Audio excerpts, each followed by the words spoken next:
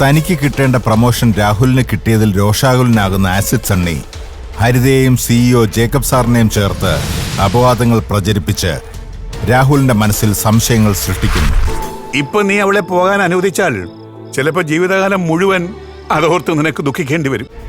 ഹരിത വീട് വിട്ടു പോകുന്നതിൽ വിഷമിക്കുന്ന ബാലൻ മേനോൻ. കൂടെ ഉണ്ടായിരുന്നിട്ടും നമ്മുടെ മോനുവിന്റെ വാശിയിൽ നമുക്ക് അവന്റെ മനസ്സ് കാണാൻ കഴിഞ്ഞില്ല.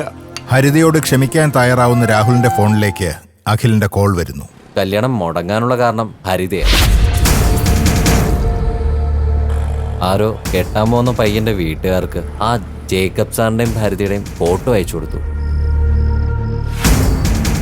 നിന്റെ ഹരിതയും ജേക്കബ് സാറിനെയും ചേർത്ത് ആരോ എന്തൊക്കെ കഥകൾ പറഞ്ഞു കേൾപ്പിച്ചിട്ടുണ്ട്. രാഹുലിന് ഹരിതയോട് ദേഷ്യം കൂടുന്നു. ഹരിത സൗപർണിക വീട് വിട്ട് ഇറങ്ങുന്നു.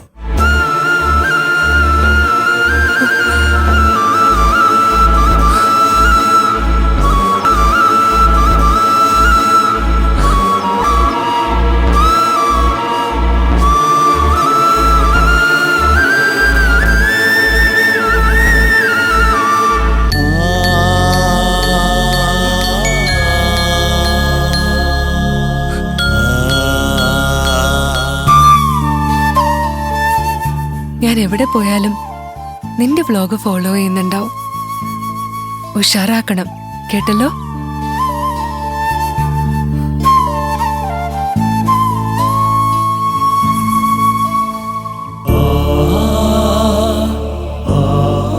അച്ഛാ, മറക്കാതെ BP ടാബ്ലറ്റ്സ് കഴിക്കണേ.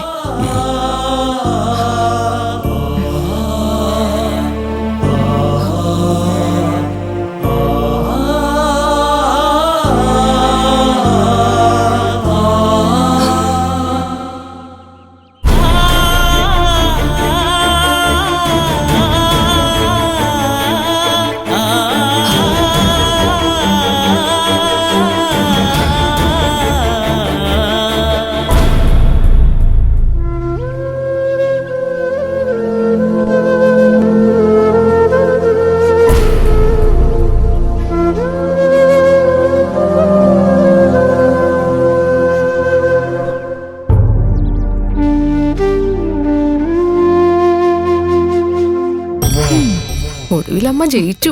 സന്തോഷായി അമ്മേ, സന്തോഷായി. ഇപ്പോഴും എന്റെ മനസ്സിനൊരു ആശ്വാസമായത്. നിന്ന് താളം തുള്ളത് കീർപ്പൊടി.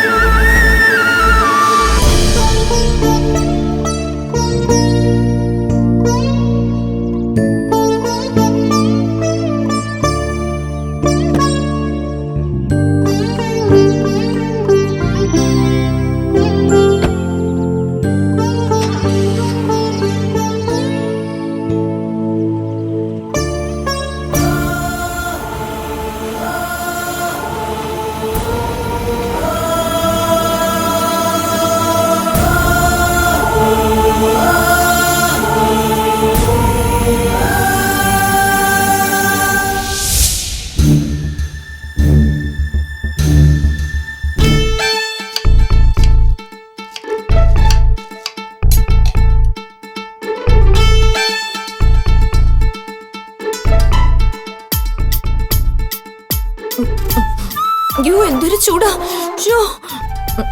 എന്താ മനുഷ്യ, ഇതിന്ന് ഇച്ചിരി എടുത്ത് കഴിച്ചു നോക്ക്. ആ ശരീരമൊക്കെ ഒന്നങ്ങ് തണുക്കട്ടെ. എന്തിനാ എന്നെ ഇങ്ങനെ നോക്കുന്നേ? സലാഡ് നിങ്ങളെ പിടിച്ച് കടിച്ചോ? നീ ആഗ്രഹിച്ച പോലെ കാര്യങ്ങളൊക്കെ നടക്കുന്നുണ്ടല്ലോ, അതിന്റെ സന്തോഷമാണെന്ന് എനിക്ക് മനസ്സിലായി. ഓ ഓ ഓ ഓ, അപ്പൊ പിന്നെ അതാ കാര്യം. മരുമോള് പോയതിന്റെ സങ്കടം. സംഭവം ഞാൻ ആഗ്രഹിച്ചോണൊക്കെ തന്നെയാ. പക്ഷേ ഇതൊന്നും ഞാൻ വരുത്തി വെച്ചതല്ലോ. ആണോ? അവിടെ കയ്യിലിരിപ്പുണ്ട് പോയതല്ലേ. ഭാര്യമാരായാൽ ആദ്യം ഭർത്താവിനെ അനുസരിക്കാൻ പഠിക്കണം. അല്ലാതെ ഭർത്താവിനെ ഉപദേശിച്ചുകൊണ്ട് നടക്കലല്ല. എന്തായിരുന്നു ഇവിടെ അങ്ങോട്ട് തിരിഞ്ഞ ഉപദേശം, ഇങ്ങോട്ട് തിരിഞ്ഞ ഉപദേശം. ഓ, ഇനി ഇതൊന്നും കേക്കണ്ടല്ലോ. നിന്റെ കണ്ണിൽ അതൊരു ഉപദേശമായിരിക്കും. പക്ഷേ അതുകൊണ്ട് അവൾക്ക് നല്ലതേ ഉണ്ടായിട്ടുള്ളൂ. അത് കറക്റ്റാ വേണുവേട്ടൻ പറഞ്ഞത്. ഇപ്പൊ സംഭവിച്ചത് നല്ലൊരു കാര്യവാ. നിനക്കറിയത്തില്ല രോഹിണി, ഹരിതമോള് മോനുവിന്റെ ജീവിതത്തിൽ നിന്ന് പോയാ പിന്നെ അവന്റെ ജീവിതം നശിച്ചു പോകത്തേ ഉള്ളൂ. അങ്ങനെ ഒരിക്കലും സംഭവിക്കത്തില്ല. നിങ്ങൾ കണ്ടോ, അവള് മോനുവിന്റെ മനസ്സിൽ നിന്ന് പോകുന്നതോടുകൂടി അവൻ രക്ഷപ്പെടും. അവന് പറ്റിയ, അവനെ അനുസരിക്കുന്ന നല്ലൊരു കുട്ടിയെ ഞാൻ കണ്ടെത്തി കൊടുക്കും. ഓഹോ, അപ്പൊ അതാണ് നിന്റെ മനസ്സിലിരുപ്പല്ലേ? നീ വിചാരിക്കുമ്പോൾ ഒന്നും നടക്കില്ല. നോക്കിക്കോ, ഹരിതമോൾ ഇങ്ങോട്ട് തന്നെ തിരിച്ചു വരും. ഹരിതമോള് നിരപരാധിയാണെന്ന് ഞങ്ങൾ തെളിയിക്കും. അവള് പറഞ്ഞതൊക്കെ സത്യമായിരുന്നു എന്ന് മോനുവിനെ ഞങ്ങൾ ബോധ്യപ്പെടുത്തി കൊടുക്കുകയും ചെയ്യും. പിന്നെ ഒരു CBI-ക്കാര് ചെന്ന് അന്വേഷിക്ക്, തെളിയിക്ക്, എന്നിട്ട് വലിയ ഡയലോഗ് അടിക്ക്. നീ ഒന്ന് വെയിറ്റ് ചെയ്യ. നടക്കുമോ ഇല്ലയോ എന്ന് ഞങ്ങൾ കാണിച്ചു തരാം. ഒരു CBI-ക്കാരൻ. അമ്മയില്ലാതെ വളർന്ന കുട്ടിയാത്. മോനുവിനെ സ്നേഹിക്കുന്നതിനേക്കാൾ കൂടുതൽ നിന്നെ സ്നേഹിക്കുന്നുണ്ട് രോഹിണി. നീ അത് മനസ്സിലാക്കുന്നില്ല. അവളെ വീട്ടിലേക്ക് വന്ന അന്നു മുതലേ എനിക്ക് മനസ്സിലായതല്ലേ വേണുവേട്ടാ.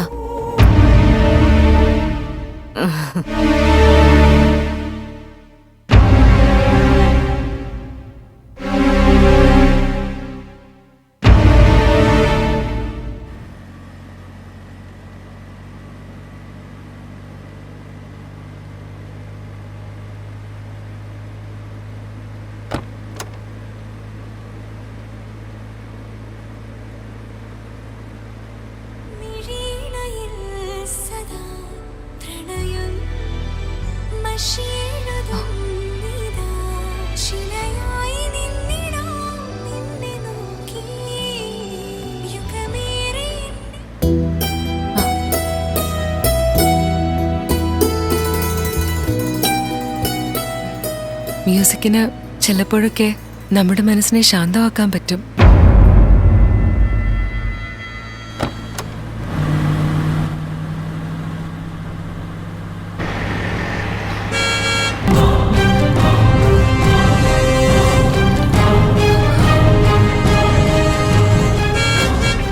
എന്നോടുള്ള ദേഷ്യം പാവം മനുഷ്യരോട് കാണിക്കണ്ട. സ്പീഡ് കുറയ്ക്ക്. ഒരു നിമിഷത്തെ വാശിക്ക് ചെയ്യുന്നത് ചിലപ്പോ ഒരു ജീവൻ എടുത്ത ഏട്ടന് ഈ ജന്മം മുഴുവൻ സ്വസ്ഥത കിട്ടില്ല.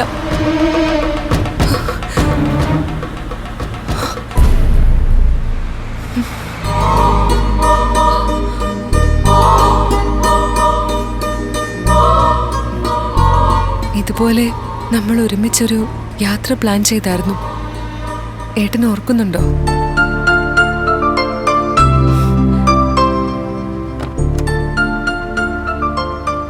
ചുമ്മാ നമ്മൾ വണ്ടിയെടുത്ത് പോകുന്നു, എവിടേക്കെന്നില്ലാതെ. വിശക്കുമ്പോ ഏതെങ്കിലും തട്ടുകടയിൽ നിന്ന് എന്തെങ്കിലും കിട്ടുന്നതൊക്കെ കഴിക്കുന്നു. ഉറക്കം വരുമ്പോ റോഡിനരികിൽ എവിടെയെങ്കിലും ടെന്റ് കെട്ടിക്കിടന്നുറങ്ങുന്നു. ശരിക്കും ആ യാത്ര എന്തു മനോഹരമായിരുന്നേനല്ലേ? അല്ലേലും പണ്ട് മുതലേ എങ്ങനെയാ? ആഗ്രഹിച്ചതൊന്നും എനിക്ക് കിട്ടിയിട്ടില്ല. എന്റെ കൊച്ചിലെ ആശ്രമത്തിലെ കുട്ടികളെ ചിലർ വന്ന് ദത്തെടുക്കും. അമ്മയും അച്ഛനെയും കെട്ടിക്കഴിയുമ്പോൾ അവരുടെ കൈയിൽ തൂങ്ങി ആ കുട്ടികൾ ആശ്രമത്തിന്റെ ഗേറ്റ് കടന്നു പോകുന്നത് കാണുമ്പോൾ എനിക്ക് സങ്കടം വരും. രാത്രി കിടന്ന് ഞാൻ കരയും. അപ്പോ ആശ്വസിപ്പിക്കാൻ വേണ്ടി സന്യാസിനി അമ്മ എൻ്റെ അടുത്ത് പറയും, എന്നെയും തേടി ആരെങ്കിലും ഒരു ദിവസം വരുമെന്ന്. കുട്ടിയല്ലേ. അതും വിശ്വസിച്ച് ഞാൻ ഗേറ്റിലേക്ക് നോക്കി നിൽക്കും. ആര് വരാൻ? അന്നെനിക്ക് മനസ്സിലായതാ, ഞാൻ എന്താഗ്രഹിച്ചാലും അത് നടക്കില്ലാന്ന്. ഇനിയും ഒരു പക്ഷേ നമ്മൾ ഒരുമിച്ച് ഇതുപോലൊരു യാത്രയുണ്ടാവോ? ശരിയാവില്ല എന്നാ എനിക്ക് തോന്നുന്നേ. അത്ര നല്ല ജാതകം എന്റെ. ഞാനൊരു ആഗ്രഹം പറഞ്ഞോട്ടെ ഏട്ടാ. ആശ്രമത്തിൽ എത്തുന്നവരെയുള്ള കുറച്ച് സമയം ഈ ചെറിയ യാത്ര നമ്മുടെ ഹണിമൂൺ യാത്രയാണെന്ന് ഞാൻ വിചാരിച്ചോട്ടെ. ഏട്ടൻ എന്നെ ആശ്രമത്തിൽ തനിച്ചാക്കി തിരിച്ചു പോകുമ്പോൾ എനിക്ക് ഓർക്കാൻ ഏട്ടനൊത്തുള്ള ചില നല്ല നിമിഷങ്ങൾ. എല്ലാമില്ലെങ്കിലും നമ്മൾ ഒരുമിച്ച് കണ്ട സ്വപ്നങ്ങളിൽ ചിലതെങ്കിലും ഒന്ന് നടത്തി തന്നൂടെ ഏട്ടാ. ഏട്ടന് അത് സമ്മതമാണെങ്കിൽ ഏതെങ്കിലും ഒരു ചെറിയ തട്ടുകടയിൽ നിന്ന് എനിക്ക് എന്തെങ്കിലും കഴിക്കാൻ വാങ്ങിത്തരുമോ? സമ്മതമല്ലെങ്കിൽ ഈ വണ്ടി ആശ്രമത്തിലെത്തിയിട്ട് ഇനി നിർത്തിയാ മതി.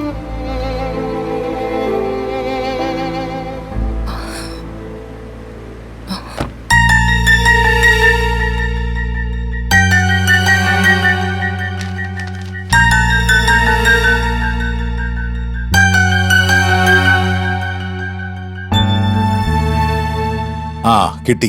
നിങ്ങൾ ഈ പറയുന്ന ദിവസം, അതായത് last Sunday, mister Jacob and Elizabeth എന്നീ പേരുകളിൽ ടേബിൾ നമ്പർ 7 റിസർവ് ചെയ്തിട്ടുണ്ട്. ശരിയാണ്. ബട്ട് അവരുടെ ഭാഗത്തുനിന്ന് യാതൊരു കംപ്ലൈന്റും ഞങ്ങൾ റിസീവ് ചെയ്തിട്ടില്ല. നോക്ക് സർ, ഇതൊരു സ്റ്റാർ ഹോട്ടലാണ്. ഞങ്ങളുടെ എല്ലാ കസ്റ്റമേഴ്സിനും ഏറ്റവും മികച്ച ഫെസിലിറ്റീസ് പ്രൊവൈഡ് ചെയ്യുന്നതിൽ ഞങ്ങൾ യാതൊരു വിട്ടുവീഴ്ചയും കാണിക്കാറില്ല.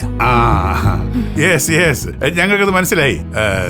കംപ്ലൈൻസ് ഒന്നും ഞങ്ങൾ നൽകിയിട്ടില്ല. പക്ഷേ ഞങ്ങൾ പറഞ്ഞ ഒരു സംഭവം ഇവിടെ നടന്നിട്ടുണ്ട്. അത് തെളിയിക്കേണ്ടത് ഇപ്പൊ ഞങ്ങളുടെ ഒരു ആവശ്യമാണ്. അത് നിങ്ങൾക്കോ നിങ്ങളുടെ സ്ഥാപനത്തിനോ റെപ്യൂട്ടേഷന് യാതൊരു കുഴപ്പവും വരുത്തില്ലെന്ന് ഞാൻ ഉറപ്പു തരുന്നു.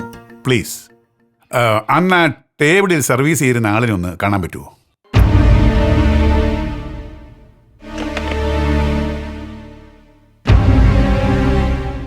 ആ ഹരിദാസിനോടൊന്ന് വരാൻ പറയൂ.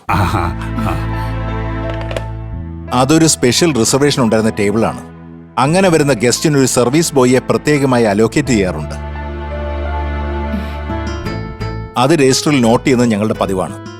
നിങ്ങൾ ഈ പറയുന്ന ടേബിളിൽ അന്ന് അലോക്കേറ്റ് ചെയ്തിരുന്നത് ഹരിദാസിനെയാണ്. ആളിപ്പോ വരും. നേരിട്ട് തന്നെ ചോദിച്ചോളൂ. ഒരുപക്ഷെ അയാൾ ബിസിയാവും. ഞാൻ തന്നെ നോക്കിയിട്ട് വരാം.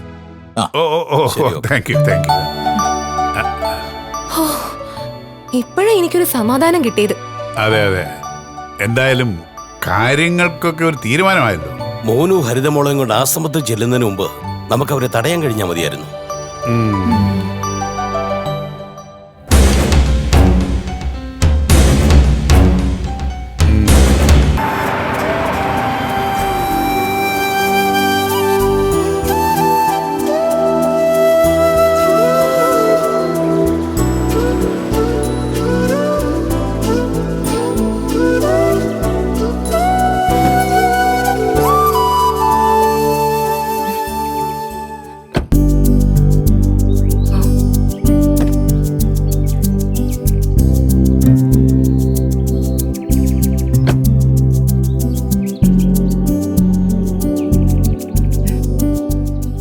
എന്താ ഇവിടെ? ഇവിടെ നിന്നാ ഫുഡ് ആരും ഇങ്ങോട്ട് കൊണ്ട് തരത്തില്ല.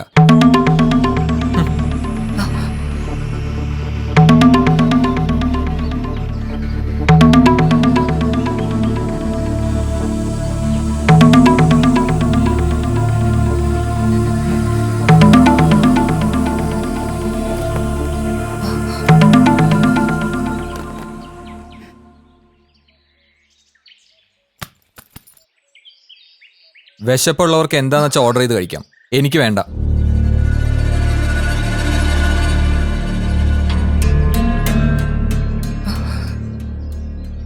കഴിക്കുന്നില്ലെങ്കിൽ വേണ്ട, വണ്ടി ചെന്ന് കയറ്. ഏട്ടൻ കഴിക്കുന്നില്ലേ? എനിക്ക് വിശപ്പില്ലെന്ന് പറഞ്ഞതല്ലേ. കഴിപ്പിച്ച് ഇടങ്ങൂന്നുള്ള വാശിയൊന്നും വേണ്ട. ഫുഡ് വേണ്ടവർക്ക് കഴിക്കാം. ഏട്ടന്റെ ഒപ്പം ഇരുന്ന് കഴിക്കണമെന്ന് ഞാൻ ആഗ്രഹിക്കുന്നത്, അല്ലാതെ തനിച്ചല്ല. ഇനി അങ്ങോട്ട് ചിലപ്പോ എന്നും ഞാൻ തനിച്ചായിരിക്കുമല്ലോ ഏട്ടാ. കുറച്ചു നേരം കൂടെ ഏട്ടന്റെ കൂട്ട് ആഗ്രഹിക്കുന്നത് എന്റെ വാശി കൊണ്ടല്ല.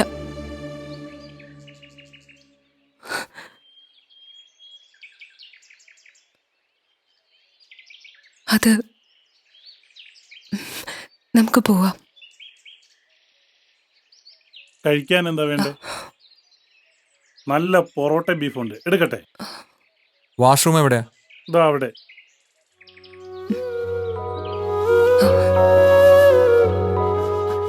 ചേട്ടാ ചേട്ടാ, ഞങ്ങൾ രണ്ടുപേർക്കും കൂടെ ഒരേ പ്ലേറ്റിൽ ആഹാരം എടുത്താൽ മതി കേട്ടോ. സ്നേഹമുള്ള ഭാര്യമാരായ ഇങ്ങനെ വേണം.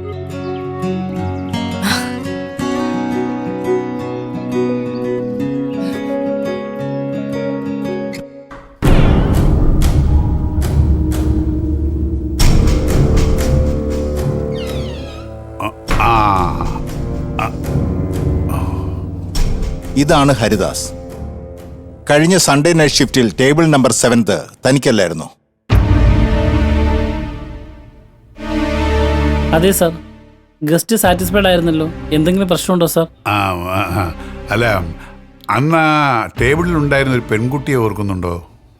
അങ്ങനെയൊക്കെ ചോദിച്ചാ ഞങ്ങൾ എത്ര പേരെ കാണുന്നത് സാറേ? അത് ശരിയാ. അന്ന് നിങ്ങളുടെ കൈതട്ടി ആ പെൺകുട്ടിയുടെ സാരിയിൽ കുറെ കറി വീണിരുന്നു.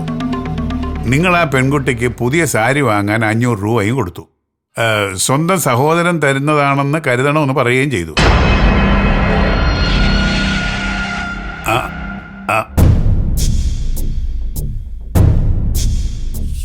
ഇപ്പൊ ഓർമ്മ വരുന്നില്ലേ? ആ കാര്യം ഈ മൊബൈൽ ക്യാമറയിലൂടെ ഒന്ന് പറയാവോ? ഒരു കുടുംബ പ്രശ്നം തീർക്കാനാ. ദേവി ഇതൊന്ന് സഹകരിക്കണം. സാറേ, ഇവരെന്തൊക്കെയാ ഈ പറയുന്നേ? ഞാൻ ആ ടേബിളിൽ സെർവ് ചെയ്തു എന്നുള്ളത് ശരിയാ. പക്ഷെ അന്ന് അവിടെ ഇവര് പറയുന്ന പോലെ ഒന്നും സംഭവിച്ചാട്ടെ എനിക്കറിയത്തില്ല. മാസം വെറും 10,000 രൂപ ശമ്പളമുള്ള ഞാൻ 500 രൂപ ഇവിടെ വന്ന ഒരു VIP കസ്റ്റമർക്ക് കൊടുത്തെന്നോ? അല്ല, ഞാൻ അങ്ങനെ അവരുടെ മേൽ കറി വീഴ്ത്തിയെങ്കിൽ ഞാനിപ്പോൾ ഇവിടെ ഒരു സ്റ്റാഫായിട്ട് ഉണ്ടാവുമോ? ആ ഒരു കംപ്ലൈന്റ് പോരെ എന്നെ ഇവിടുന്ന് പറഞ്ഞൂടെ? ഇയാള് പറഞ്ഞതാ ശരി, നിങ്ങൾക്ക് തെറ്റിയതാ. ശരിക്കും ഒന്നുകൂടെ ഒന്ന് ഓർത്തു നോക്കിയേ.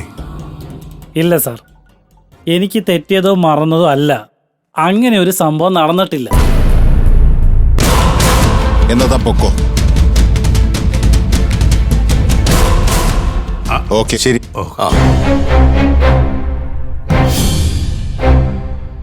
അപ്പോ ഹരിത നമ്മളോട് കള്ളം പറഞ്ഞാണോ? ഇല്ല, ഒരിക്കലുമില്ല. ഹരിതമോൾ ഒരിക്കലും കള്ളം പറയില്ല.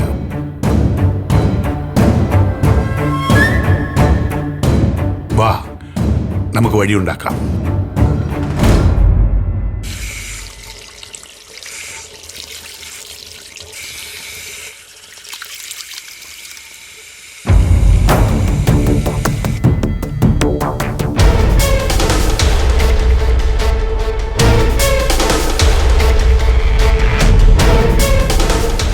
ഹരിദാസ്,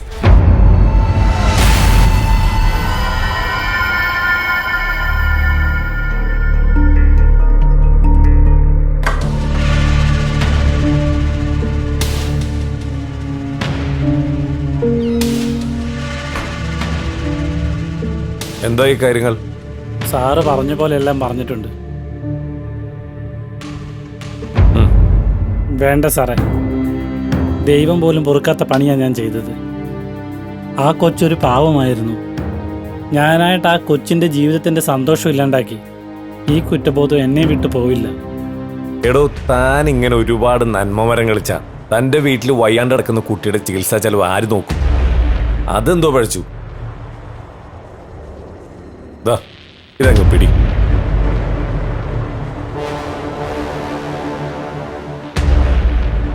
ഇതിനേക്കാൾ കൂടുതൽ തരാൻ പറ്റുമെന്ന് ഞാനൊന്ന് നോക്കട്ടെ. പിന്നെ ഇന്ന് വന്ന പോലെ ആര് വേണേലും ഇനിയും വരാം.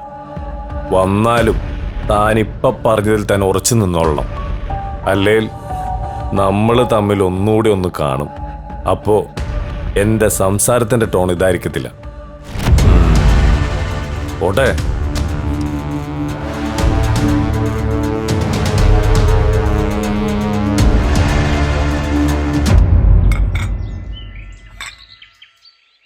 2 പേർക്കുള്ള ഫുഡ് ഒരു പ്ലേറ്റിൽ. മനസ്സിലായില്ല. 2 പേർക്കൂടെ ഒരു പ്ലേറ്റിൽ എടുത്താൽ മതി എന്നല്ലേ പറഞ്ഞത്? ആര് പറഞ്ഞു? ഞാൻ പറഞ്ഞോ? മേഡമാണ് പറഞ്ഞത്. ഞാൻ ആഹാരം കഴിക്കണോ വേണ്ടോ എന്ന് തീരുമാനിക്കുന്നത് ഇവളല്ല, ഞാനാ. മനസ്സിലായോ? ഏട്ടാ അത് ഞാൻ നിന്റെ ഇഷ്ടത്തിനും തോന്നിവാസനും എല്ലാം നടക്കുന്നു വിചാരിക്കല്ലേ. സാറിനിപ്പോ എന്താ വേണ്ടേ? വേറെ പ്ലേറ്റ് ഭക്ഷണം എടുത്താ പോരെ? സാറ് ചൂടാവാതെ ഞാനിപ്പോ കൊണ്ടുവരാം.